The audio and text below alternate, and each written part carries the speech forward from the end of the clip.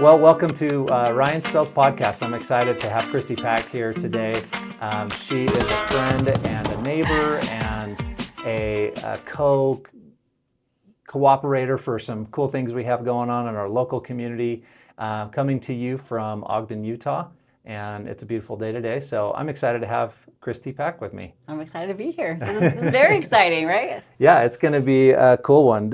I actually am super excited about this one because I feel like you're one of the most successful entrepreneurs in our area, and in a shorter period of time too. So not like you've been around for decades and you have this big, following because of that. It's really been in the last 6 or 7 years that you've grown up and created this awesome business. So. It really is. It started from scratch. So I know, obviously there are bigger businesses than us around, you know what I mean? People doing more revenue with more clients than us. But I think what is something super unique about us is the speed at which we grew from scratch. Yeah. And how we got there, intentionally. Yeah. But it was not a slow grow. It was intentional and very fast. And how, I said 6 or 7 years, but I was guessing. How long has it been? 2018. It's 2013. So I think 2023. 2023. We've gone back in time. My brain is smushed. No, I did not think I'd be doing this. Back in 2013, this was not where I thought it would be right now. We're coming up on year number 6. Year 6. So we're under 6. Yep, we're in our 5th year, coming up on year number 6. Wow. So. Yeah, you've done incredible things. In fact, I remember, I didn't know you at the time, but I remember when you bought the little house over there that you turned into your office and started transforming it, and it's been cool to watch. It's been fun, just like a total from scratch endeavor, but like something that I knew we could do. Yeah. It's like, and I look back now of we must have been totally crazy, you know what I mean, to start to do what we did and start when we did. But I just always knew it was going to work. Yeah. And so we just went forward and didn't look back. That's cool. Cried a lot, but it's fine. Yeah. Well, I actually love that you said that because we did the same thing, started from scratch, had nothing. Yeah. And we didn't, I actually own part of a franchise too. So that's a completely different experience, and frankly, way easier. Yeah. Oh, right. Then inventing it all yourself and figuring it all yourself. Yeah. You've had to come up with all your own systems and figure out every little piece of business, which is really cool. So we'll get into that in a minute. But how about you tell the origin story? How'd you get started? What gave you the idea? Sure. Okay. So I never thought I'd do taxes, and actually don't tell anybody who's listening to this. I don't know, but I've actually never had an accounting class in my entire life. Yeah. That sounded so boring to me. I never in a million years would want to do accounting. I looked at friends who took accounting in college, and that was the worst. That was not what I was going to do ever. I went to school to be a teacher. I agree, by the way. Right? Yeah. No, it sounds terrible. I love teaching. It's one of my very favorite things. So I went to school to be a teacher, but then I wasn't ready to teach, and I found another passion in college and thought I would go work more in the international development angle, foreign service angle. And so I went to grad school. This is the track that I was on. And in the meantime, I had started working at my uncle's CPA firm. He didn't really give me an option. He just said, "Hey, you're coming to work for me tomorrow." Fired his girl, because that's how my uncle operates. And I was at work the next day, just answering the phones. And I ended up working at that office. That's part of how I paid for grad school. I stayed there during all grad school, was working, and learned to do taxes. That's where I learned. I knew absolutely nothing when I started. People would, what's a 401k? No idea. Yeah. And it's probably if you walk into H&R Block right now, that was probably the level of knowledge that I had. I was nothing. You know what I mean? I'm just trying to follow the prompts on the screen because I have no idea what you're talking about. But he was excellent. He was good. And he had a really cool practice that he had run. And where was that located? It's in Taylorsville. Taylorsville. And so I ended up working there for a couple of years at the front desk, and then started preparing taxes. And I stayed 10 years total there, and loved doing taxes and got really, really good at it. It was so fascinating and interesting to me. And again, even while I'm doing this, I'm going to grad school for something totally different. I did not think I would end up here. I was just having a great time doing this, in the meantime. And then total life change happened. I ended up meeting my husband. He's here. His kids are here. The job I had was in DC. we can't do both. And so I ended up turning down my DC job with the government and deciding to stay and do tax. So I stayed and kept at that same firm doing tax, kind of thinking I'd be at that firm forever. Like I never dreamed of owning my own business. I never wanted to be like the boss one day. Like I actually love being an employee. Yeah. I love just showing up and doing the task like that. I love that. Yeah. Simple. Simple. Yep. Simple. I was not, that was never in my radar. I was never in the business club or anything like that. And come to find out, I love business. Yeah. I love it.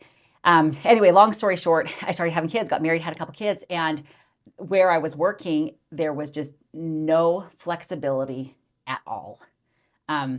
Zero. And I bring it up because this really was critical to the decision. Like I never would have left. I would have stayed there forever. Yeah. I felt so dedicated and attached to this company and to the clients. Like I never thought about leaving. Because they come back every year. They come back every year. Yeah. You build these relationships. And I felt this need to help my uncle. Like, it was like all in the family. I was their highest producing person at the time. Like I was doing more than half the revenue for the whole company. I was like, I'm just going to be here forever. And this is going to be great. Yeah. But then when I had kids and there was no flexibility, and I was really kind of shocked that there was no flexibility, like none, like under any circumstance. Yeah. And it started to just, you know what I mean? It starts to get itchy. Yeah. You're going, wait a minute. And of course, this is how years ago, you get better and better and better and start to be different. So long story short, I had more kids. I was so dedicated. Like I had my second baby. I literally had the baby on Monday. I was back to work on Thursday with the baby doing taxes. And not because like they made me, but because like it's tax season. Right. I can't not show up to tax season. You know what I mean? So like I felt this dedication. So long story short, I eventually asked for more flexibility, but because of my kids, they said absolutely not. And at the same time, they capped my pay because I was way exceeding what they thought I could produce. Well, I can produce a lot. You know what I mean? Like, I can go fast. I can work hard. We can tell. You talk very quickly. Right? So they were going to bring my pay lower and no flexibility. And that it was just like, okay, I've got to do my own. And again, it's like I never thought I would, but it was like if I want this to work for me, I'm just going to do my own. Yeah. And my uncle is actually very supportive. He's been great. He's been a great help. But so we just decided, it was kind of a last minute decision as far as like, okay, I guess we're going to do this. And we had honestly just moved into our dream house up in Mountain Green. And I thought I'd work at this place forever. I would just work for taxes, doing taxes 2.5 months a year and be home with my kids the rest of the time. And life would just be great and no problem. And all of a sudden, a huge life shift. Because at the same time, my husband had been involved and owned a company, and it like totally revenue stopped. We had huge changes with stuff that was going there, and so like all of our income that he had like disappeared. Yeah. Like overnight. Like So it was like major shock. We had just moved into our dream house. My husband, the equivalent of loses his job. You know what I mean? And what am I going to do now? You know, with all these pieces. So we had some big choices to make, and decided to move home to North Ogden. So I could be closer to my family anyway, which is where I want to be. Yeah. And we sold our dream house up in Mountain Green, downsized, came to North Ogden, and it's like we were able to use some cash from that sale to be able to buy the little brick house to turn into the tax office. So it was like, okay, total change of plan. Yeah. We're just going back, you know what I mean? Like we're going to shift again and put everything we have into the tax office. And it was like a huge leap of faith, because when we started, like we had no clients. I didn't buy into a practice. I didn't take over somebody's practice. I couldn't take any clients with me. Right. It was, we are going to start from scratch. Yeah. And I could see other practices, and I had stats that I had researched on how fast people had gone or how they gathered clients or what they did. And I had somewhat of a marketing background. Like I knew what I could offer was great. Right. And I knew people would love it if I could get them to come. Like I knew that. We just had to get the people. Right. And so, for example, I have a separate cousin who has a tax practice, and I'd met with him. He's the first place I went to when I decided I was going to leave. It's like, hey, what do I need to do? You know what I mean? What do you wish you would have done? I said, I wish I would have left 10 years earlier. I was okay, or started my own thing 10 years earlier. And for him, it took him, about 10 years to reach the point where for him, he could bring in revenue of around $200,000 a year. And that's just him, working 3 months out of the year with his little practice that he could maintain. I said, okay, that's good. Okay, this is a good goal. That'd be a great goal. That'd be like an amazing goal and a dream for a stay-at-home mom that I could come work for a few months a year, you know what I mean, and support and provide for my whole family. But when I looked, I was like, man, but I don't want to take 10 years. 10 years? I don't want to take 10 years to do that. Let's try to do it in 5. Could we get even to that $200,000 mark in 5, where Right. we actually could pay all the bills, because that's just revenue. We got to pay for everything and still be able to support the family. Could we do it in 5 years? And so from the get-go, it's like, okay, we're gonna pull the trigger. But looking back, like when we opened the office, I had a 3-year-old, a 2-year-old, and a 4-month-old. And that's when we opened our doors. Yeah. I mean, just like totally insane. And we took every penny that we had. I mean, it was every penny, Big gamble. Absolutely everything that I had saved in any account ever, anywhere, cashed out. Right. You know what I mean? Yeah. It was like, okay, We're the call. It's a call for everything. All your chips are in. All the chips are in. Because again, I didn't want to go slow. And I Right. knew that if I wanted to grow fast, money had to go to marketing. It had to go to marketing. I mean, yes, I have a great product. I'm a great person and people would love it. And eventually over time, that word would get out. For sure. Or coming in even my very first year, I could spend $20,000 in marketing and jump 5 years ahead. Right. So I was like, okay, well, that's what we're going to do. Yeah. And so made that commitment. And really the first year, the second year, even the third year, all of the money that's coming into the practice, I'm just turning right back around and putting into building marketing. it, into marketing. Because again, it wasn't even the revenue, it was I need clients. How do I get to this number of clients? Right. It took my cousin 10 years to get to 1,000 clients. I don't want to take 10 years. Right. How do I get to 1,000 clients? Well, so the first year, again, we probably spent 20 grand on marketing, 20 grand we didn't have. You know what Sure, I mean? yeah. It's like, it's Scary. that not only do we spend all the money, but now all the money's also all maxed out. You know what I mean? I know. We're just, but that first year, we saw, what was it, 700, right around 700 clients our first year, which is huge for what we did awesome. from Yeah. scratch. And we have no reviews. Right. We have no forms. We don't have a website. We don't have anything. Like we had to build all of the things, but building it intentionally to look like we are already more established than we are. Right. And again, I knew I had the skill, so I wasn't worried about the product we could give. Sure. But I have no clients, and I have nothing Right. that looks like I know what I'm doing. And so that was the grind. And finally by like the third tax season, we were able to hire and help start bringing people on to help and to grow. And my mentality I had to add, because like I always knew marketing was where to spend the money. And then I had to have another mental shift like 3 years in to realize that my team is also where I need to spend my money. And that was really hard. Yeah. Because I thought, well, I'll just work more hours. Right. I will just do more. There's a limit. There's at a one limit, but point, there's a limit. I'm going to totally lose my mind. But it's a struggle to be like, man, to hire somebody, that's is. scary because that's a lot of Trust. money. And money and trust. And if I want somebody good, I got to pay them good. And I don't feel good not paying somebody good anyway. You know what I mean? Right. Like I can't, just because if you've ever been in a situation where you worked for somebody and you felt not treated well, Right.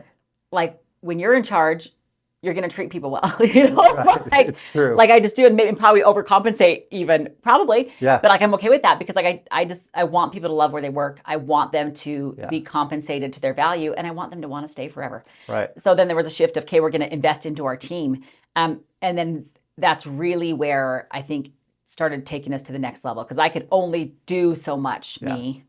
Right. So then I had to say, it takes me 3 years to actually make any money because I just spent all the money. So I actually haven't made any money. I've been working like crazy for 3 years and made no money because all the money is in the business and I didn't get to take any of the money. It had to just keep going to keep the business alive. Right. So then finally I get to the point where, okay, I might actually make money. And make money, I mean like maybe the first year, like year 4, could I take home $30,000, please? Right. Like I'm just... Can I keep some of it? You know what I mean? Like instead of just going in the hole and spending all the money. But that was the time where it's like, okay, we're going to take a jump. And instead of me taking the money, we're going to hire. And so it was like hard because we'd work. You know what I mean? It's like, because you don't feel like you're going backwards. Someone else. I'm finally it's going to be worth it for all my hard work. Okay, never mind. Let's take that money and give it to somebody else and invest again in this idea of the future growth that we could have. Yeah. But to return and report, it's like, okay, we just finished our 5th tax season. And for our 5th tax season, by the end of the year, we'll see just under 5,000 clients. Wow. So we went from 0 clients to 5,000 households and businesses. So way more clients than 5,000, but actually households and businesses that we do taxes for, just under 5,000 this year. And it's been just steady, consistent growth. Like it's almost predictable now. We can see how many new clients we're going to get. We're going to see the direction we're going if we just stay doing what we're doing and don't bring on anything else innovative. Right. but it's been incredible. And our team has grown. Now during tax time, we're usually at 23 or 24 employees full time. Wow. During tax time. Then after tax time, we drop back down. But it's been fun to finally on this end catch a breath. Yeah. You know what I mean? Be like, oh my gosh, we were so insane and we really did risk so much and worked so hard. Yeah. But now we've developed systems and a product that hopefully, well, we know we can expand it now. Because I look backwards, like last year, I was so afraid. Well, always, I was so afraid of somebody else doing the taxes because I'm so good and clients love me. Right. You know what I mean? Like, Right. that I'm so afraid. Can I like, turn that over? no, they're just going to mess it up. Then everyone's going to be mad. Then everyone's going to leave. And everything I built's going to be gone because everybody's so mad. You know, when actually no. Like I look back, like we have over 1,500 5-star reviews. This last tax season that we did almost 5,000 returns, I did about 10% of those. Wow. Cool. Yeah. That means 90% is being done by super capable staff members. Right. You know, like I've hired the smartest CPAs I know, you know Right. what I mean, to come and work, Yeah. you know, and who are better than me, which is fantastic because That's awesome. they really are, you know what I mean? Yeah. And people are happy. So Yeah. I'm learning that I can grow it without being tied to me. You know what I mean? Yeah, for sure. Anyway, so that's just starting scary, marketing a ton of money scary, hiring the team a ton of money scary, and then we'll see what goes from here and how we want to expand it because that'll be a whole new chapter as well. I feel like we get one step down, okay, and then we got to go learn something new for what the next part is. Sure. But anyway, that's how we got here. But like that, it's not normal growth. Yeah. Like you even look at take for example, there's a CPA firm downtown Ogden, traditional CPA firm. You know they have a handful of CPAs on staff and then a staff of like 20 during tax season. That's kind of a normal size firm. They're probably doing around 3,000 tax returns a year. Wow. That's kind of a normal Yeah. for a small firm. Like our outlook is different. Our target demographic is different than what everybody's going for. So we were also very intentional of like, I know who my market is. Right. And you know what I mean? Staying in my lane important. so that I feel like I have no competition. Right. Like I work with a ton of great CPAs at great CPA firms. They're not my competition. Right. Actually, they're a great fit for some clients that aren't our fit. Right. So like we've found a little niche of people that I think are being underserved and we're just going to keep running in that direction. Yeah. Which I think has really helped. So I don't feel the competition. I just see a giant market of people that we can help. Huge opportunity. So, how many do you have year round? How many staff? Right now, the equivalent of 3 full-time, but really 1 admin full-time, and then there's 3 of us that work part-time actually doing the tax work. And then how long is the tax season? What is that? 4 months? We start seeing clients the last week of January. We end by April 15th. We've got 13 good weeks. So that's another thing when you look at, It's fast. truly like the revenue that we're trying to generate, like this year, we're over $1 million this year. Great. Year number 5, we didn't hit 200,000. We're probably going to hit 1.2. Yeah. Fantastic. When did we have to earn that? In 13 weeks. Right. We earn a teeny little bit the rest of the year, but mostly the rest of the year we're fixing stuff and we're doing a ton of work that doesn't generate revenue. Right. So when we're talking about growing from $0 a year to how do I get to 1.2 million, it's not really in a year, it's in the first 4 months. Really 13 weeks. Yeah. How do we fit that in a sustainable way? So are a lot of your preparers your part-time thing for them because you're not doing year-round corporate taxes very often. You're doing people. Yep. So your window's tiny. So what did that look like for most of them that are just temporary? It looks like this. They make more money working for me for 14 weeks than they do working for the big CPA firms for a whole year. Wow. And they're way happier. Yeah. Now that means that I take home a smaller share Sure. than I would if I owned a traditional CPA firm and was the partner and making all the money. Right.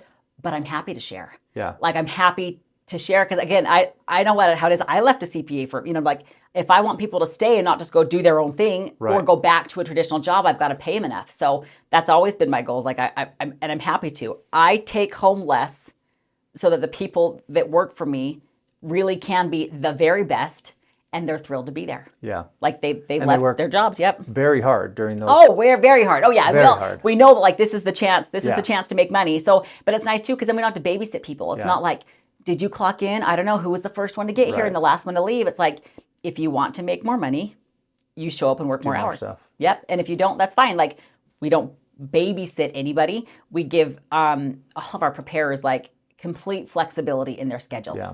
I don't set their schedules. They get to set their schedules. If they want to work 100 hours, they could work 100 hours. If they want to work 30, they could work 30. We've got lots of ours. Well, everybody has kids. All of our preparers have kids. Some very small kids. Yeah. Some have had kids while we've been here. Kennedy, who I love, who we hired, she was our second hire. It was so funny, not funny. She was having her first baby, and so her friend came and connected the two of us because she said, my friend's, she works at the CPA firm. She's got a master's in accounting, and she's nervous to tell her boss that she's having a baby. I said, well, that's a big red flag. Yeah. Like, you shouldn't be scared to tell your boss that you're having a baby. So Kennedy has come to work with us, and she's just amazing. Like, we value families. Like, and we're just kind of real. Like, we know that we have families. We know that we have kids. We also want to help our clients, but like, there has to be a balance. Right. And unless it's like an extreme emergency, our families are always going to come first. Right. So it takes people to run businesses. You have to have people doing these things, right? With lives and with people in their life. Because that's who we want, though. We want people with lives. Yeah. You know what I mean? That are not just drones or robots. And I think that's what you'll find too in our staff is like we're not. And people comment this a lot. We're not the typical CPA firm, the typical accountant. Like, we have a little, we show a little more personality. You are more approachable from a outside looking in standpoint. And we're trying to be. We don't want to make people feel stupid. Yeah. We want to help you know what we know. Yeah. That could help you. I think that's one of my favorite parts about entrepreneurs in general. Not all of them fit the bill, but there is something about someone who wants to build. Yeah. They'll sacrifice to build. They'll step over, a dime to pick up a penny, because they're like, this will be better for our business. This will be better for our people. And when you have that kind of vision, I think that's how you build for the long term, which is awesome. That's cool to hear. That reminded me of, the first person we hired, his name is Matt, and he was working at a financial firm for somebody that we work together with a lot, but not loving it there. Like, it wasn't the best fit in finance. This is a much better fit for him within finance. And he's so wonderful. But, and so we hired him, and I was, so scared, and I knew he wasn't making right then, but eventually he would make, you know what I mean? Like, because this guy's not going to, like, 50 grand's not going to pay this guy forever. Right. He's going places. You know what I mean? Like, he's going to need to be making a whole lot more money. But in working with him, as he's grown and his skills have grown, we've been able to pass him so many opportunities to make more money. And I'll tell this to all my staff, like, my attitude really is like that we work together as a team. And if you want to make more money, we will find a way to make you more money. Let's do it. Like, if any of us, whoever wants to make more money, we can. We have so many connections and resources and things that we could do. Yeah. Let's find a way. You don't need to go anywhere else. You can stay here forever. I will help you make whatever money you want to make. Yeah. We'll help facilitate that for you. Very cool. Yeah, that's a superpower, I think. I mean, well, it's fun. How fun to help people succeed. Yeah. Like that. I never thought about that because, again, I never thought I'd be a business owner. I didn't think about what it'd be like to have employees, but to have employees and to help them do awesome. I know. Like, that's exciting. Like, I didn't even know that was a thing, and it's thrilling. Yeah, that's cool. So I want to talk about marketing a little more, because you clearly, and I'm gonna talk about what I've seen from the outside looking in, but then I want you to fill in the holes, right, where I miss. But a lot of business owners. So I spend a lot of my time educating, because we sell marketing with Connection Media, and I'm like, businesses, a lot of times there's two types. There's the ones that come in, like when I tell people we bought this RoofMax dealership, you do a lot of networking with my son, and we spent $45,000 the first year marketing. Yeah. And that's like when you're not making money. So to spend money on marketing when you're not making money is terrifying. Like, it's scary. And it blows. People are like, how in the world? I mean, I'm grateful that we had the ability to do that. And I've taken no money out of RoofMax, even from the start. We're at 2 years now, because every penny that comes in, I'm like, let's do this, let's do that, let's market. Yep. And I've seen that how fast we want to grow as well. You had a different mindset. So from the outside, I think you had a creative name, and it happened to be your last name. Pack goes with tax really well, Pack Tax, but you have this check mark, which is done, right? Mm-hmm. You used orange and white, which stands out in a world that uses red and blue and green. You picked a less common color, right? You took that orange, which is very bright, stands out, and then you've been involved in a lot of things, right? You get involved. You're part of all of the community things that happen. You've focused very heavily on North Ogden, which is a growing and vibrant community, which is really great. But as you've gone, like your reach has gone much wider than that, but you happen to be located in North Ogden. And North Ogden's interesting because we're the end of the road, right? Yeah. You don't go through North Ogden to get anywhere unless you're going to the mountain right there, It's the end of the road. So it's an interesting place to market to. But that's what I've watched from the outside is you've been very involved in the community. Your family is notable, right? You have notable family, but I haven't noted, like, I don't feel like that's the reason for any of your marketing success, partially because your last name doesn't match, right? Because you're female, so it ends up being interesting. But I see that from the outside, like you made the decision to be very outreaching. You marketed that you've used our tools at Connection Publishing, and you've done other things that way. So, but tell me from your end, where did some of that like if I start a business, you would expect me to spend quite a bit on marketing because that's my whole life, right? Yes. I think and talk about marketing all the time. Well, And I know what it takes, and I know that it's not cheap, and I don't blink an eye when someone says that's $1,000 a month. I'm like, all right, well, what does it do? Who does it go to? What's it for? And I can literally see that and then apply if it's going to work for me or not. Yeah. Not everybody sees that. So I'd like to hear your version of the process, the branding, and then how you got yourself to say, okay, we're going to spend this much a month. We're going to do these kinds of investments because it's obviously a big expense for you.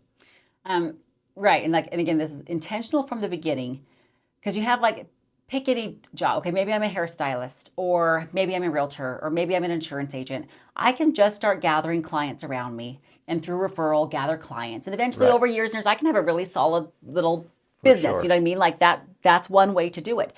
But I didn't want to wait when I couldn't wait. Like we had no income coming in. You know what I mean? Like I can't wait 20 years for my hobby to turn into a business that then could fund us. You know what I mean? Like there was no money coming into our family, like we needed to go faster than that. So I knew I had a great mentor who has since passed away, who was just a marketing genius. And I worked with her as her assistant for 2 years outside of tax season when I was working at the other firm. Because I was not making enough at that firm to survive the whole year. I had to go get a job. That was not happening there. Because again, that's not normal. But I learned great things about this woman who had built multiple multi-million-dollar businesses. Some had failed and she'd rebuilt something else. And just having this attitude of vision and that things could work. But she was so into marketing. Marketing was everything for her. She just would not stop talking about marketing. It was all marketing. But it really got drilled into my head, and I could see it because luckily I was spending her money, which was nice, and seeing campaigns work. Sure. You know what I mean? And you seeing campaigns not work, seeing some things work. You know what I mean? And it changed my view on money, which also so did doing taxes. Because all of a sudden I'm seeing everybody's money, and I'm seeing everybody's money, and all these people who are equally smart and equally capable making vastly different amounts of money. It just gets your head turning about, are there different ways to do things? What is somebody doing different than somebody else that's creating a giant gap in where they're ending up in certain metrics, right? So I knew we'd have to do marketing so much. And if that was the first thing we did was started with branding. That was the first thing we did with anything was branding. And I wanted everything as much as we could in my office, every piece of mail, every piece of paper that a client got, to look as if we were a franchise. We're not a franchise, but people are, you guys a franchise? No, we're not a franchise. But I wanted to look like that. Great. That means it looks like maybe we have our act together. We didn't just make this up and here's my little piece of paper. You know what I mean? I'll send it to you. No, we wanted to look like we were together. Way more together than we were at the time. As far as the systems go, again, the product we were great at. How to package it and do all the other stuff around it and get people to come in. That was the challenge. So we did branding first, right? All branding, and love to pick orange. My cousin also started using orange before us. It's a great color. And the main reason orange is that people pay attention to it. And what I really wanted is I wanted people to open their dang mail. And if I send you something and it's bright orange, you are more likely to open it than if I send you something and it's white. True. Just like if I put a funky stamp on slightly crooked and I handwrite something, you're more likely to open it than you will if it just looks like the big machine just spat it out. I know these things. True. And so, reading lots of things. So orange, orange, orange. We wanted to stand out. Like, I don't like orange. Like, I mean, it's great. It's a good energy color, but like, I don't have any orange in my house. Right. I don't think I have any orange in my wardrobe. But like everything that you'll see at our office, orange. Orange walls, orange this, orange envelopes. Yeah. Everything's orange. You know I've what I been mean? there. It's Yeah, very you've been there. It's orange. orange. But like, we wanted to be memorable. And I know from marketing, like you have to have so many hits. People have to see you so many times before they'll trust you and think about using Right. you, maybe over years. So I wanted people to remember. So like even when it was time to do our sign, and I was looking for a spot where I knew I wanted street traffic. I knew I wanted a sign in a place that people could see it. And then I went to the city as we're zoning everything, and the max size the sign could be, that was the sign. That's what you did. Like I said, how big can it be? Great. And that's how we designed our sign, as big as it could possibly be. And the day they put it in, I remember like I was so embarrassed, like shamefully embarrassed because it looked so giant. I was just embarrassed coming in. It's like, what have I done? Like, it's just like, now it looks great. Now it's normal. Yeah. Now it doesn't stick out. It's part of the environment. But like Well, at the time, I was like, it was more residential at the time, Yeah. and that's all changed and become more commercial. But like there's giant orange signs coming in. I was like, oh gosh. But again, it's like, okay, we're looking for the long run. And then looking at marketing, I think something that really helped me let go of the idea of, can I spend this money on marketing? Okay. What helped me the most, I think, was being really clear about what metrics I was using for my goal. So for me, my goal was the number of tax returns I could file.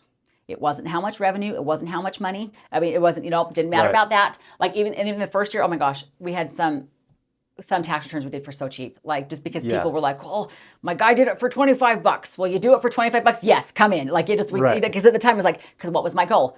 Number of tax Number returns. of tax returns. It wasn't money. It wasn't this. Like some lady, I swear she had no money. She brought me some Tupperware. Okay, great. She brought me Tupperware. Okay, fine. But guess what? That lady has friends and family. Like I knew at this stage in the game, it wasn't about my price. It wasn't about how much revenue I'm bringing in. It was 100% about how many clients come in, how many tax returns I do. So that was the metric I focused on. How many did you do your first year? 700, right around 700. 700. Oh, you said that earlier. Uh-huh. Yeah. Okay. So, but that's a lot. That's huge. Yeah. But had I thought about money, if I've got to make this much money because my family needs this much money to pay their bills, or I need this much money to do this, I would have been way more hesitant to spend $20,000 on marketing. Right. But instead, I said, well, I want clients. If I wanted, I think the first year is like, can I get 500 clients? This first year, I want 500 clients. Would I be willing to pay $20,000 in marketing right now to have 500 clients through the door? Absolutely. Yeah. Because I know that client is worth so much more than just this 1 year. My clients are repeat clients. Right. So even if I had to spend $150 to get the client to come through the door and they pay me $150 and I really lost money by the time we put all the stuff into it, Right. they're going to come for years. They're going to refer their friends and family for years. That's an investment. So by Valuable. focusing on just, again, not the money, I think it would have made my stuff go backwards. But focusing on, my goal was just the number of tax returns. So then it was just a trade. Well, how many tax returns can I buy for $20,000 of marketing? Right. Great. And then the more we could spend on marketing, the more tax returns we're going to do. Yeah. So cool. how fast we want to grow this metric will determine how much cash here Yeah. we're gonna put in that will translate, to actual clients. Yeah. I love it. One of the things you said earlier too was you knew who your target was. And I always define that as your who, right? Yeah. Who's your who? Who are you talking to? What's their why for doing business with you? We focus in the business world on our why, which is why we do what we do. But I always ask, well, why does your client like doing business with you? Because that's your marketing. And then when you're picking places to market, you pick them based on where your who spends their time and why they would do business with you. Which I love your approach right now, which is the highest rated tax nerds in Utah, right? And you do have incredible ratings, and you do, your customer service obviously is very good because people love it and they're happy with you. But it's just such a powerful thing to say. We're the highest rated tax nerds in Utah, right? Why would you do business with anyone else? We're the ones. And your primary client are, traditional, have a job, get their W-2, do their taxes. And that's you have some outside of that, but of course that's your primary clientele, and that's who you focused really well on, which is kind of cool. Well, and it was a market that was severely underserved. Yeah. You'd think that they wouldn't be, but big CPA firms with their big pricing is going more towards businesses, estates, wealthy individuals who it's actually helpful for them to spend $3,000 or $4,000 a year to do all their tax stuff like that, and everybody wins. or you have a super low income crowd that's going to H&R Block that's spending $500 or $600 doing their taxes because they don't know any better. Right. They don't know that they're paying more, you know what I mean? Too much, right. Too much. And so by just focusing on just normal people with reasonable pricing, but providing a product that they are so thrilled with, they'd come back forever. And it's not just the one time I had that one hard thing, so I'll pay someone. It's like, no, this is a reasonable expense. Like, right. I would pay this. Right. If I would pay this, so would my friends and family. And it's way better than TurboTax and almost the same price. Right. It was like nobody was competing at that price point for this same market. Do you want to hear a funny piece from the outside? Yes. I referred one of my employees to you. I'm not going to out whoever it is, but I referred an employee to you. She and her husband, I would say kind of cheap, right? They want to keep it to themselves and they do it themselves. Well, right? I do my own taxes. I can get that. They do their own taxes. They don't want to spend any money on it. They don't want to pay anybody. They can figure it out. Smart, educated people, right? They can do it. I don't know if they were using TurboTax or whatever. So she had a tax problem. So she comes, and I was like, well, you call Kristy, call her and ask her what to do. And so she did. She came in, you did her taxes. And afterwards, I was like, how'd it go? And she's like, it was really good. She's like, I think I might just do that every year. That was so much easier than doing it myself. And I was like, that's awesome. It is, right? It's easier to have someone do it and take that little piece off your to-do list and be like, I have Pack Tax do my taxes, and it's easier. And I think that's like, I love our industry. Like retention's high. Like if we will, because the bar is also very low. Like the standard of the service people are getting at a national chain or even at a lot of big CPA firms isn't great. Oh, it's not. And it's expensive. And so, gosh, if we can come and offer a great product at not super expensive, right? Who are we competing with? Right. We're killing H&R Block. We're going to kill the CPA firms of the people that we want. Right. You know what I mean? That are our demographic because they don't really fit there and it's overpriced there. It's because I want things to be a win for clients because I want the clients to always come back. Yeah. So I can't hose clients. Right. We have to fix our mistakes. We have to keep our pricing reasonable because we want people forever. Right. So I'm very aware of that. And I think that's made it so that clients feel comfortable. They know we're not going to take advantage of them because it's not just like we're going to take your money right now and then good luck next time. It's like, no, we're going to charge reasonably. And if we make mistakes, which we sometimes do, everybody does. Sure. We're going to be so good at fixing them. And we're going to make it so that you don't have any problems with it. Like we're taking care of people so that they come back. Even if we had made a mistake, we want them to come back.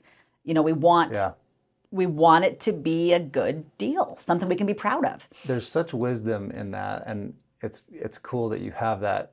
I read a lot about Jeff Bezos and starting Amazon, and he said, we're going to be the world's first customer-centric company. And truthfully, the CPA way of doing business is very CPA-oriented. Mm-hmm. We do it this way. You have to fit our mold, and this is who we work with. And in your approach, you're like, you're our way of doing business. We're going to mold ourselves to what you need to do something good, something important, something that's needed, but we're going to do it in your way. You're number one. We're going to do what we can to help you. And I think that's pretty unique, and it's pretty cool that you do that. And I talk about it all the time. I don't know that we accomplish it, but I want to. We're working on it, yeah. Well, it's nice now to be pointing in. Like the first year is like, man, that one guy that just insisted he was not paying more than $25. Okay, we'll do it for $25. Okay, we don't do that anymore. Like, we also have to have boundaries and be reasonable. But but it's nice now because now, we have enough experience and breadth, right, that we can say like, it has to be a win-win situation. Right. We only want clients that want to be here and want to work with us and vice versa. If somebody doesn't like us or our style or whatever it is about us you don't like our feelings aren't hurt. Right. We're also not mad. Right. We're happy to point you in a different direction or to help facilitate that. We're not going to, you know what I mean? We only want people that want to be here. And some people would not like us. We're not going to be fancy enough, or we're not going to be the fit that they're comfortable with. But there's this huge group that feels so comfortable with us. That's what we're looking for. Everybody's happy. They're happy. They came with the service, the price. We're happy to work with them because they're lovely. You know what I mean? We work together. Nobody on either end is taking advantage of the other person. Yeah, I love it. That's great. So I want to move into a different area. I want to talk about the systems because you've had to create systems within your company. You started from scratch.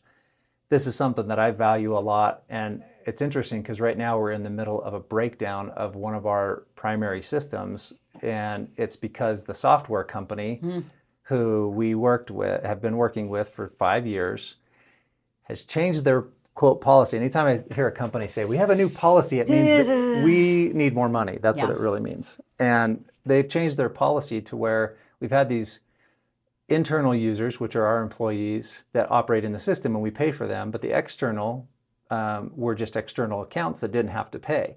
And they, like, for example, we work with a lot of cities. So city employees who submit articles that will go into our publications can go in and operate.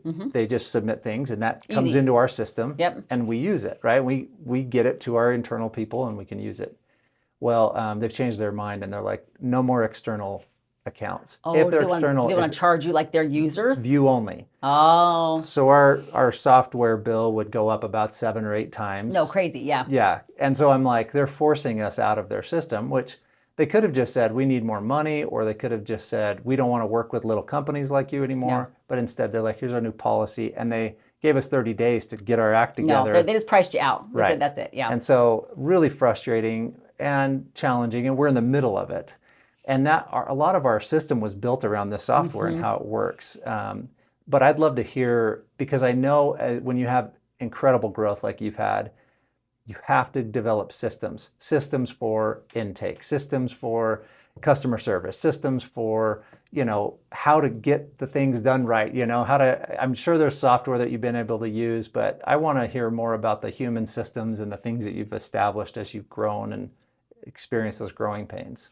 Well, and it kind of, because again, initially it was just me. So like, well, I'm the system. You know what I mean? Like, or maybe I have a little front desk helper, but like, I can just manage everything on my own spreadsheet and we're fine. We, of course, we use a software to prepare the taxes, but I just want to say thank you to any client that's still here, because we're learning, and people say, oh, how's business going? Oh, we're learning. We're learning so much. And a lot of that learning comes with systems, because our systems keep having to change as our growth changes and our problems change. So from the beginning where it was like, okay, we're just going to have little checklists and a spreadsheet and that's going to handle things, to that doesn't work with 5,000 clients and a staff of 20. Okay, so we've had to develop, and like the first poor clients, the first few years, we kept, even like the external software we were trying to use to communicate with, there's not one that does everything I love. And so we've bounced around, which is incredibly inconvenient for clients because their stuff's in different places. You know what I mean? Because one was terrible. We tried this, and then the software changed. They sold out to a different company and totally changed, and now it's not what we want anymore. So we had a lot of hiccups trying to find the software that can help us manage everything. And I know there's some out there that say they do everything, but like, I'm so particular in certain things. There isn't one that does this each piece the way I want it done. So now what we have is we have an internal system that manages many different softwares to pick the piece that we want. So for like example, we have the how we do our scheduling is a certain software, and how we take our payments is a certain software. Now, luckily those two now can be together, but for a long time they weren't, because I wanted the best of the pieces. So my system, so I had to piece it together. And even now, like same thing with our phone system. We've changed it 4 times till we found the way we wanted it. How we get our reviews.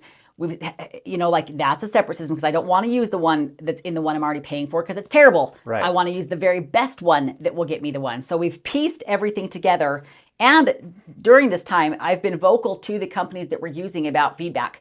But you guys, you are so much worse than this company. Like, you're awesome, but if you just fix these 3 things, we wouldn't have to go over and use this other software as well. So we've been trying to give feedback for a lot of things like that. So we've streamlined a little bit more. So instead of 7 different things, we probably now have 3 or 4 That's good. that we're still managing. But the systems are, there's like the software system, but like with people, right? Like, so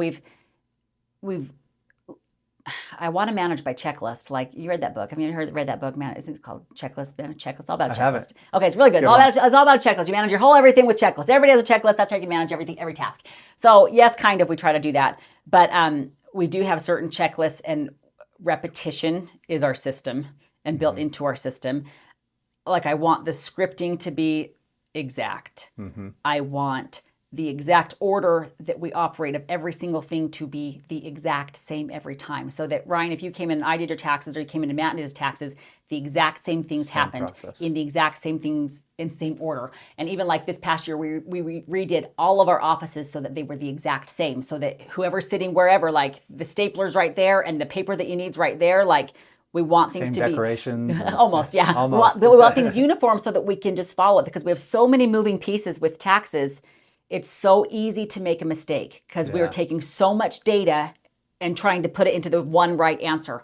So if we can take the actual process of what we're doing and make so we don't have to think about it, because we ask the exact same questions in the exact same order, and we print the exact same thing at the exact same time. And, like, it's like a dance. It's choreographed, right? And so that when we're meeting with a client, what we're doing is totally choreographed so that we can focus on them and their information and producing the right result. That's awesome. But that means we've got to script and systemize and checklist and choreograph everything that's happening. So people come and get their taxes done.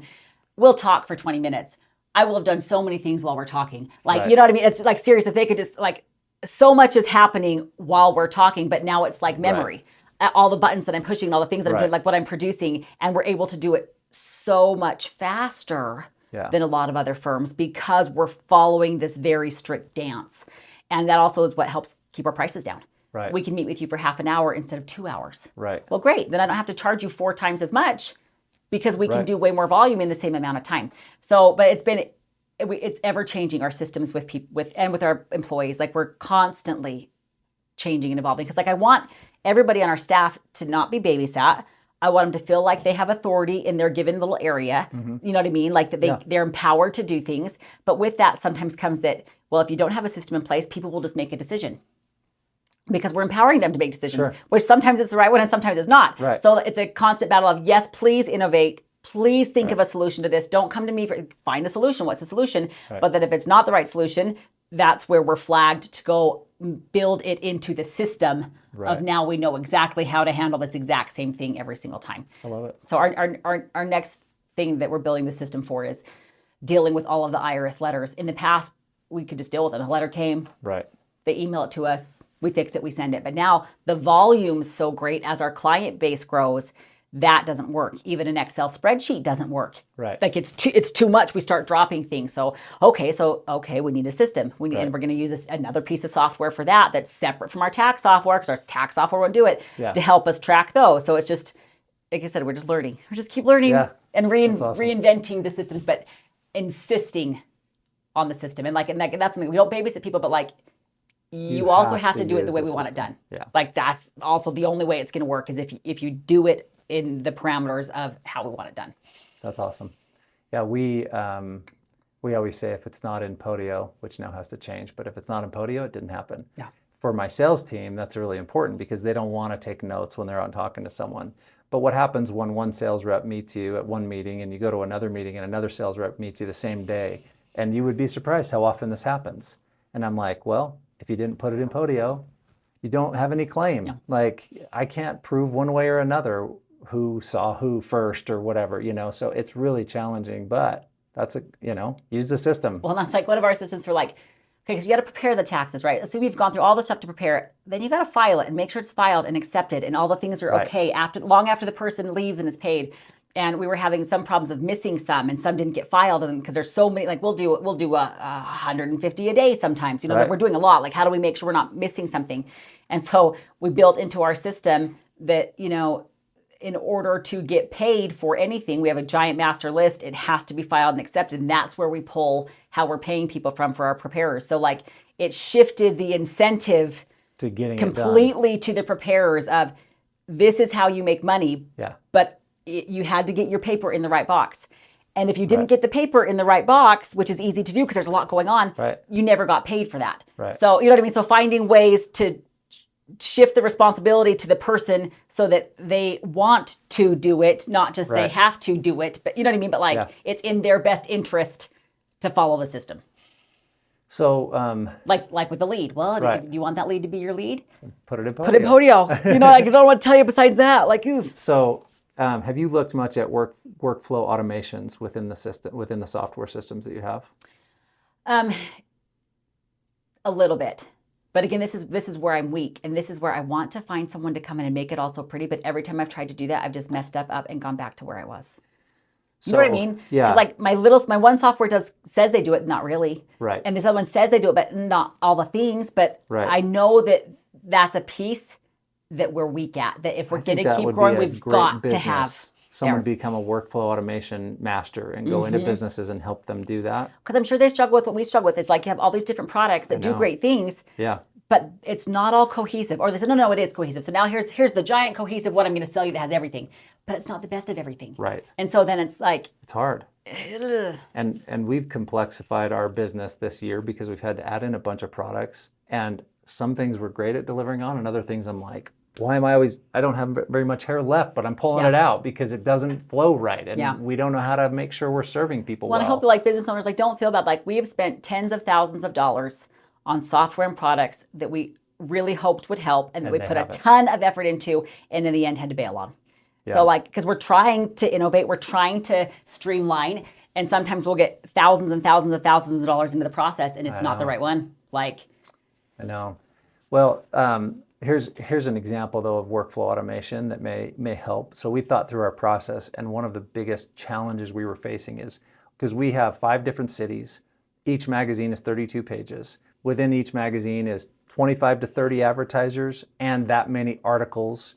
That's so many moving parts. Yeah, each has its own every single group of people, right? Each city is its own group of people. Each advertiser is its own group of people. Each article is it's like a writer. How did you find the software to manage the data and the flow?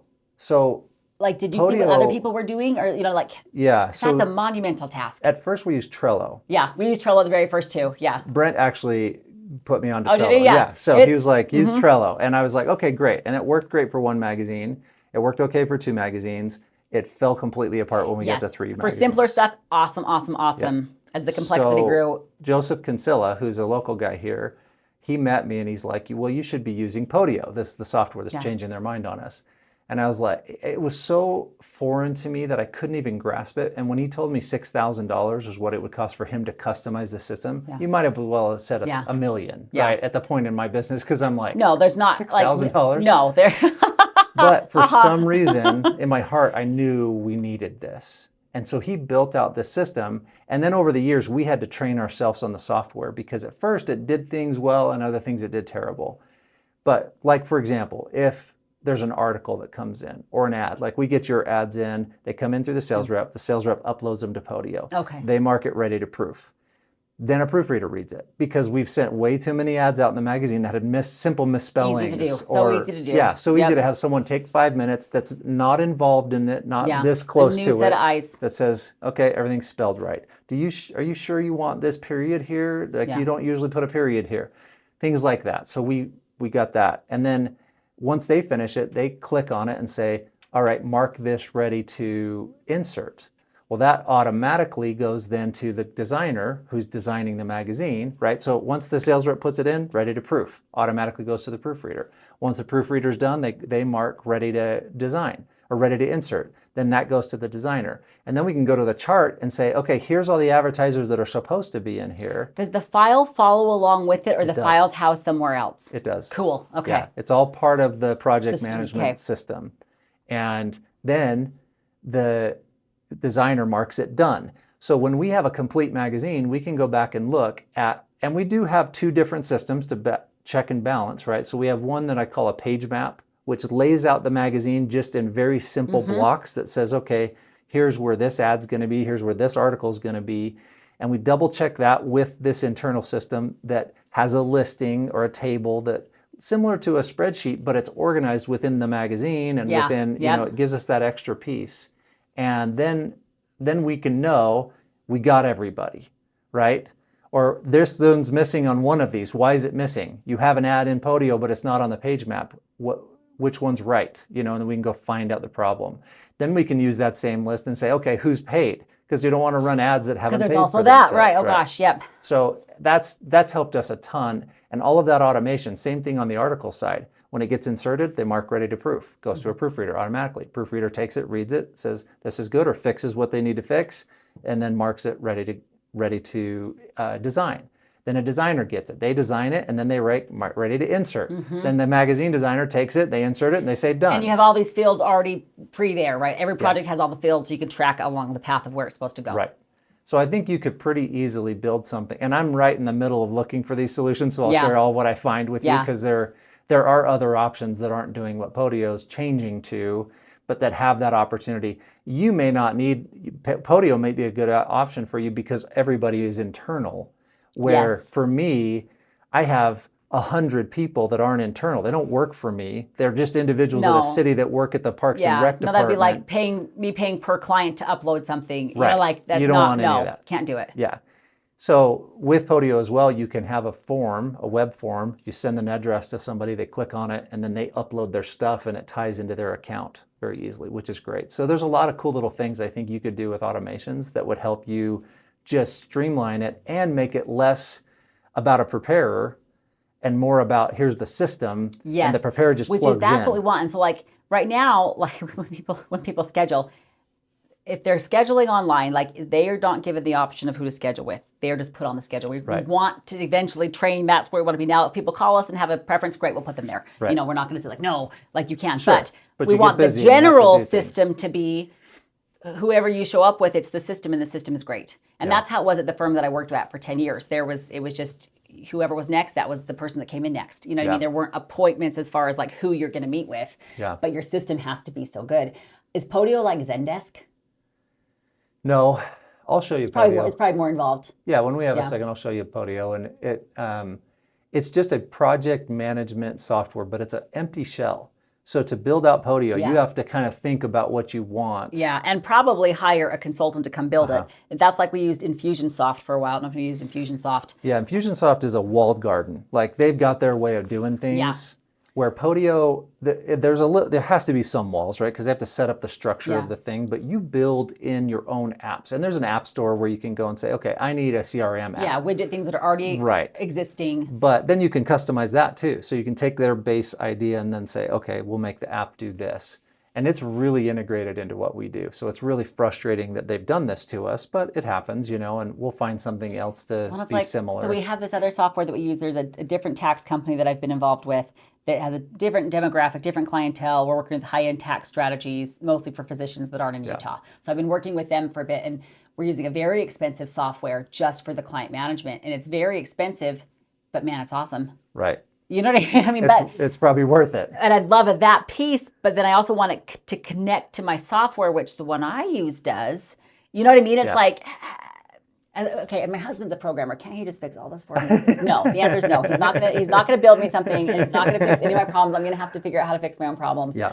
But I bet he could figure out Podio because I figured it out, and I'm not a software guy. Yeah. And then you know how to make things flow each time. Thank you to the clients who've put up with us changing systems. Like we're trying to find just the best way. We really are. Like, sorry for the inconvenience. You'll find it. You do great. Well, especially with growth, it's like with you, one magazine, not a problem. Right. 2, okay. But the more and more that grows, it's like, wait a minute, like. I wrote this in a blog post. I'm like, when it was the 3rd time I had to go apologize to a city officials for putting the wrong article in the wrong magazine. Yeah. And I didn't realize it till it went to print, and somebody's like, "Why are you writing about the North Ogden Library in Syracuse?" And I'm like, "We should have a series that's just on the goofs that we've made as business owners." I know. Wouldn't it make people feel so good? Because like like you look at somebody with a successful business, like, "Wow, look at you! Yeah. Look at you, Ryan. You have 5 magazines. You have made it. You know exactly what you're doing. You must be." No, it's like, oh my gosh. We've screwed up so many times. Like, I think it would be interesting. Plus, it will tell you how we dealt with our screw-ups. You know what I mean? Because like everybody's going to make those mistakes, but like, it's so true. We could laugh at your mistakes, and you could laugh at my mistakes. Oh, some are bad. Yeah. And a lot of people aren't willing to share those things. When we first had North Ogden magazine, one of the ideas we had was publish an embarrassing moment and let people share. Yeah. Well, once we got through all our embarrassing moments, nobody wanted to share. I know. We're like, dang it. Me and you telling everything that we've ever done wrong, and then nobody else. Nobody else. Yeah, they wouldn't want to do it. I don't know. Maybe they would. You never know. So maybe. Well, last question. We've been going for a while here. Me and you could talk forever. I know. Because we jive, Ryan. Yeah, it's awesome. But if you had someone who is a brand new entrepreneur or thinking about starting a business, what advice would you give them in the very beginning stages? Like, what would you say, here's your first thing to focus on. Here's what to follow this path. What would you do? I would say you need to find a mentor who you're not paying money to that will give you some good sound advice. And that's probably my first stop. And that was my first stop. Because you're in marketing, you know this, and I've done marketing with a million different people in a million different places. You know what I mean? There's going to be all these things pitched to you of what you should do or how you should do it. And everybody has a spin. But like having a mentor, but who usually what I looked for is who is in my community, not in my field necessarily, but has built a business fast and is doing awesome. I didn't know that person personally, but I went and met with them and said, you don't know me, but I would just like to pick your brain for half an hour. Tell me how you grew. Yeah. Because they were able to jump straight to it in my community, what was working for you. Not just in general, this type of advertising or this type of system or this type of people would work, but she was able to say, oh, we did this, this, and this right here in our neighborhood. And that's what's been phenomenal for 5 years. So that I think helped me focus on where I wanted to then go and spend the money to grow. Like it wasn't just, okay, this looks like it is nice. Right. It was like, no, I've seen somebody and they were able to give me that advice. Cool. Of where I should go. Yeah, that's cool. Mentor. So you talked to another tax office type situation. Not even another Not tax even office. tax. No, I went to Lindy. You went to Lindy. I went to Lindy and I didn't know Lindy. She didn't know who I was. Does she even still know who I am? I don't know. But like I had seen the way she'd grown as far as speed. Right. And she went very fast. Very fast and very big. And right, 100 yards from where I am. Yeah. So, and again, I'm not competing with her. I'm not trying to gain her business. I don't want her as a client. That wasn't what I was trying to do. That's cool. I just want to know how. How in our community have you made marketing work? Yeah. And that put me on a good path. So find somebody that's where you want to do business, that's being successful in the time frame you want to be successful, and pick their brain. It's interesting because you just have to get up the guts to do that. Yeah. One of my mentors is Rhett Long, who was the publisher of the Standard Examiner. At one point, managed 50 magazines, and we got to know each other because they printed some magazines for me at the Standard. And then when he retired, I called him and I was like, "Can I take you to lunch?" You just have to get up the guts to do that. And I just picked his brain, and then he consulted for me for free for like 2 years. Yeah. And I was like, "How much I should pay you? Like, I want to pay you." And he's like, "I'm retired. I don't need any money. I like what you're doing. It's cool, and I'd love to help." See, like that's tapping into those. And then in addition, like, of course, I've done coaching after that. I've paid for tons of help and consulting and advertising. It's worth it to pay for the right things for advertising, right? For sure. Those services are worth it, but especially in the beginning, like I look at one of the things she told me was about how worth it was to get yourself in a magazine, especially on the cover. Yeah. And, and at the time it was a lot of money to put myself in a magazine, but I did it because she told me to do it. Yeah. And it worked. Right. It was like, oh, why? Because she had tried it. She did and it for worked. years. So you look at people, again, in your community, who is it working for? Yeah. Maybe take their advice. And so it's not just blind spending of marketing, but I guess if this person has had success and they tell me, like one of the things she said, you go get Podium for your reviews. Yeah. And it was so expensive. It was like $400 a month, and they made me do a contract, and I had no money. But she told me that's what I needed to do. Yeah. And guess what? I did it. And I think it's been works. Fabulous. I mean, absolutely pivotal in my growth. So it's like, and again, I'm happy to try anything with marketing. I will try almost anything, track the results, and if it's working, we'll do more of it, right? But like, don't be afraid to try those things, especially ones that you can get, referrals from people that have actually used it in your area. Then again, it's like, okay, would I spend $2,000 if it could get me, 100 clients? Yes, I would. Then I'm going to look at it that way, not just I don't have $2,000 to spend on marketing. Right. Yeah, it's true. Would I spend 40 grand to get $200,000 in business? Yeah, I would. Well, and that's also like I say, I love in Connect how you do. Your writers are fantastic. Your designers are fantastic. But I love that there's the opportunity with your ads that you can look featured or you can be featured, and you can, like things that give such an air of authority from the get-go. And again, I had no credibility as far as anybody around here knew. They hadn't seen me in 20 years. I haven't lived in the city for 20 years. These people don't know me.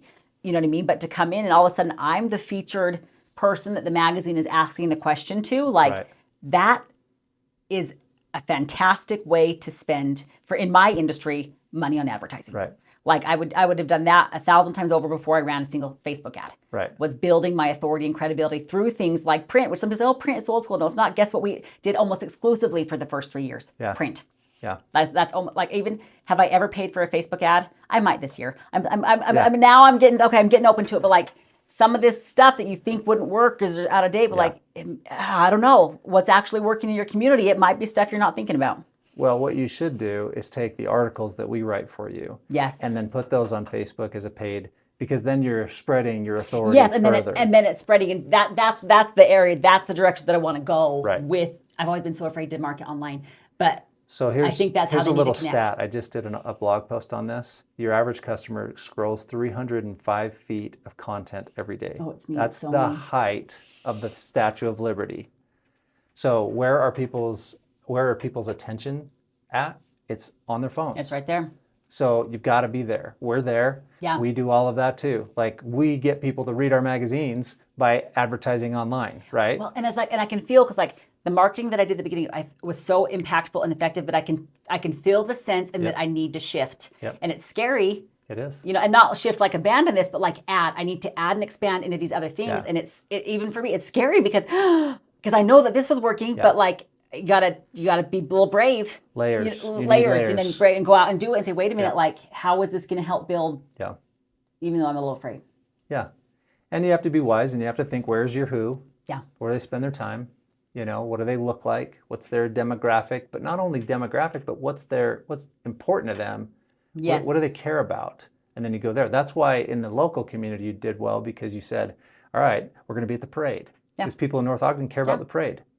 What we're going to be in the magazine. We're going to do this. We're going to have this community event. Like, you did that. So I totally forgot to bring up one of the cool projects that you and I are working on. This has been so fun. I know, right? We can talk for hours. In the last year, we, the way I remember it, and you'll have to tell me if it was different, but the way I remember it is we were friends, but more acquaintances. Yes. Hadn't ever really, we'd crossed paths a few times, and you'd advertise, but I didn't really know you because I was going through a sales rep. I knew who you were mostly. Yeah, I think my sister knew who you were because you kind of lived by her, but that's kind of is the level of where I knew Jenny and I were much more friends than you and I. Yeah. And if you've watched the Jenny Taylor podcast, this is Jenny's sister, if you can't tell by the hair. That's right. Yeah. One of the most viewed videos from her podcast was when she gets to the end, she was like, my husband died and all these other things, and I have bright red hair. And so many people commented on that, like, that's a crack up when she says, I have bright red hair. Oh my gosh. Because we were just talking about how she stands out. Yeah. You'll remember, this is it. Yeah. But we ended up going to the same gym and, kind of getting to know each other a little more. Plus my son joined your BNI group. Yeah. And so that helped, like, kind of just more connections, brought us together, a little more connected. And even then, like, we'd pass each other for like a minute at a time. Yeah. But it was still a connection to be like, oh yeah, I now know you are Ryan. Right. Like it's, yeah. And so then one day at the gym, you're like, hey, I have an idea. And I was like, what's that? And you're like, I want to create a business alliance of business owners for North Ogden, Pleasant View area. And all I know is I said, I'm in. Whatever you want to do, I'm in. Let's do it. Okay. And that's probably a life-changing moment, Ryan, because I was so excited and determined. I knew I wanted to do it, and I don't know how to do it. And I think if you'd been like, I don't know, I'd probably like, yeah, you're right. We shouldn't do this. But like the fact that you were like, I'm in, I was like, oh, if Ryan Spelts is in, then we can do it. Like really, like it gave me that confidence. Like I know in my heart that we need to do it, but like me, but if Ryan's in, okay. Yeah. Then this we can make this real. I feel the same way. I was like, if Kristy's doing it, I'm doing it. I know, right? It's like that's awesome. That's how we all feel. We all like you're a little insecure about certain things, but it's like together. Yeah. We could build something. We can do something awesome. Super, super awesome. And it's going great. We're still figuring it out. Like you, just like starting a business. This isn't a business; it's an alliance. Slow roll out because we're all so busy. But we should talk sometime just about the business alliance. I'm really excited about what's going to be cooking and going on, and we're about to launch out campaigns. That'd be a fun another podcast. It'd be good, just on the business lines. Yep, that'd be cool. Like the why and why, whether you're here or not. Like why would something like that be valuable? Yeah. Where it's not, it's not, because my husband asked, wait a minute, there's this other guy, he's an accountant. Do you want to let another accountant in? I was like, yeah, it's not like that. Yeah. This is not like a networking group. This is an alliance of business owners. Like we want everybody. I don't care if you're my direct competitor. Come be in the alliance with me. Like as business owners, we have a lot of power together. We should know each other. Uh-huh. That's funny. That's my blog post this week. Oh my gosh, I love it. Or this one that just came out. Is just, be friends with your competitors. Yeah, absolutely. Jade Ellis, do you know Jade from Hometown Values? Mm-mm. So we became friends over the last little bit, and I called her one day and I was like, hey, I don't have magazines in every city in Weber County, but you do. So I want to advertise with you with RoofMax. And she was like, really? That's awesome. Yeah. And it shocked her. And then she was like, well, I'm going to put this order in, but I think I'm going to put it in Kobe's name because everybody at my office knows who you are. I don't know if it would put them all into shock if they saw Ryan Spelts on an order, you know, and I was like, yeah, whatever you want to do. I didn't care. Yeah. But then she changed her mind, and everybody there was like, what a cool gesture of like, you know, friendship, and like, yes, we're competitors, but I can respect what you're doing, and I can even use your service for something I'm doing. When the tide rises, all the boats rise. You know, I don't know what that. A rising tide lifts all ships. Lifts all ships. There you go. But it's true. Like, it's true. Especially in our day and age, like every markets are giant. There's so much access to people all over the place that it's like, I love meeting competitors. I love meeting because a lot of them turn into colleagues. Yeah. You know, we're actually like, true. Because no matter what business you're in, some people just won't like you. Right. Like that's what it's going to be. So there might be some people that just don't like me, but they might like that person. Right. And we can at least share those clients. You know what I mean? Like there's always going to be at least some level where we can collaborate. Yeah, I love that. That's a super cool approach to business, and that's what the Alliance has been about, which is really fun. So that'll be a fun project to keep developing. Yeah, it's gonna go like it's on its way. Now we got actually involved to get some tasks done. It's gonna be good. Yeah, cool. Well, thank you for coming on, and what a cool podcast. I feel like this one was, you know, high energy. We got to stop right now, or we'll talk for another 5 hours. I know. So. Well, we'll just do it again. Yeah, like, there we'll we have go. Another Well, let's talk about Business Alliance. That'd be good. That'd be awesome. Okay, sounds like a plan. Thanks. Thanks.